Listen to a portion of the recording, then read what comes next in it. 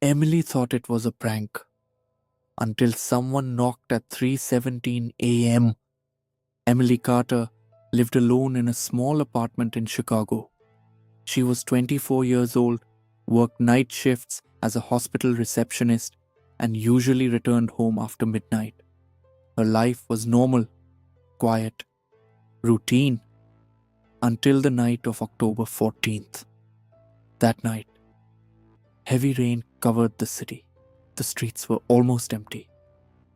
Emily reached her apartment around 2:40 a.m. She locked the door, threw her keys on the table, and turned on the TV for background noise. Everything felt normal, but at exactly 3:17 a.m., her phone vibrated. Unknown number. She ignored it. A few seconds later, another message arrived. "Check your hallway." Emily frowned. She thought it was a prank. Still, something about the message felt wrong. Slowly, she walked toward the apartment door. Silence. She opened the door slightly and looked outside. Empty hallway. Flickering lights. Nothing else. She sighed and returned inside. Then her phone vibrated again. I said, "Look closer." A cold feeling crawled down her spine. Emily carefully stepped outside again. This time, she noticed something near her neighbor's door. A black backpack. She had never seen it before. And written on the bag with white paint were the words, "Don't open." Emily froze. Suddenly, her upstairs neighbor's door creaked open. An old woman peeked out nervously. "Did you touch that bag?" she whispered. Emily shook her head. The old woman looked terrified. Then she quietly said, "3 nights ago, another girl got messages too." Emily's heartbeat slowed. What girl? But before the woman could answer, the hallway lights went out. Darkness swallowed everything. Emily heard footsteps, slow, heavy, coming from the stairway.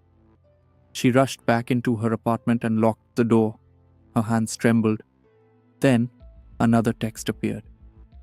"You shouldn't have ignored me." Emily immediately called the police. But the operator sounded distracted. "Ma'am, units are busy because of the storm. Stay inside." Stay inside. Easy to say. Outside her apartment, someone slowly dragged something across the hallway floor. Skrrr. Emily muted the TV. Now she could hear breathing outside her door. Not normal breathing. Wet. Slow. Animal-like. Then came 3 knocks. Knock. Knock. Knock. Emily backed away silently. Her phone buzzed again. "If you stay quiet, I might leave."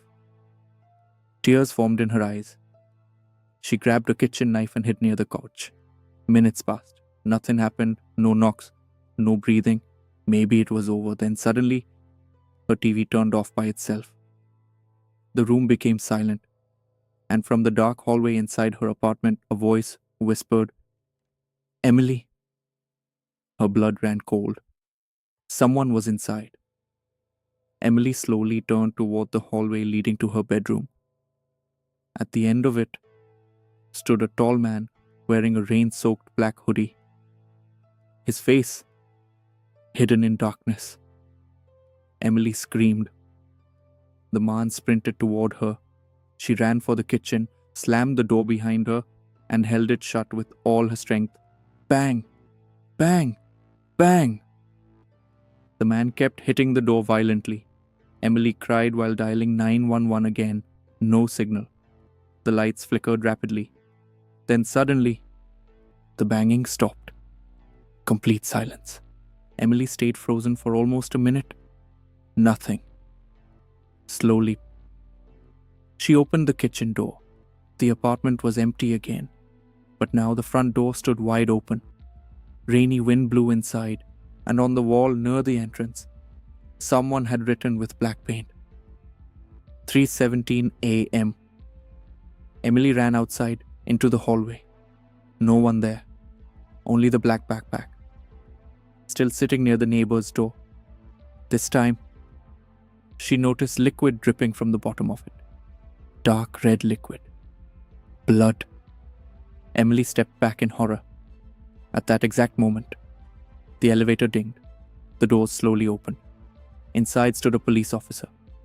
Relief hit her instantly. "Thank God," she cried. But the officer looked confused. "Who are you talking to?" he asked. Emily pointed toward the backpack, and the officer's face suddenly turned pale. Very pale. He whispered, "Ma'am, that bag wasn't there 5 seconds ago." Emily's stomach dropped. The hallway lights began flickering again. Then both of their phones buzzed at the same time. Unknown number. Same message on both screens. "Turn around." Slowly, Dee. They turned towards the elevator. A man stood there now. Tall. Motionless. Holding a hammer. Rainwater dripped from his hoodie onto the floor. The officer pulled his gun immediately. "Don't move." The man tilted his head unnaturally, then smiled. A disgusting, stretched smile. And suddenly the lights went out again. Gunshots exploded through the hallway. Bang! Bang! Bang! Emily screamed and dropped to the floor. When the lights returned 2 seconds later, the officer was gone. Only blood remained near the elevator. And the elevator doors slowly closed by themselves. Emily ran down the emergency stairs as fast as possible. Her breathing became wild. 3rd floor, 2nd floor, 1st floor. But when she reached the lobby, the security guard stared at her in confusion. "Why are you outside?" he asked. Emily looked around in shock. Outside? She turned behind her. There were no stairs, no hallway, no elevator, only the apartment lobby, as if she had never moved at all. Then her phone rang again. 3:17 a.m. Still, 3:17. The time had never changed. Emily slowly answered the phone. A weak female voice whispered, "Help me." Then static. Then screaming. And finally, "He lives in the walls." Emily looked around slowly. Tiny scratching sounds echoed inside the apartment walls around her. Scratch, scratch, scratch. Dozens of them. Something was moving inside the building itself.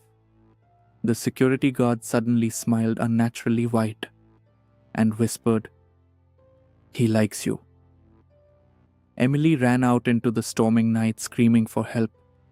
Police later searched the entire apartment complex. They found blood in the hallway, the missing officer's gun, and the black backpack. Inside the bag, they discovered human photographs.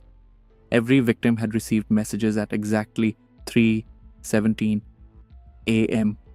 before disappearing forever. Emily Carter was never seen again. But even today, residents of that building still report receiving messages from unknown numbers at exactly 3:17 a.m.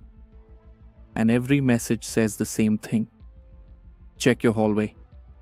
And at exactly 3:17 a.m., another phone somewhere began to ring.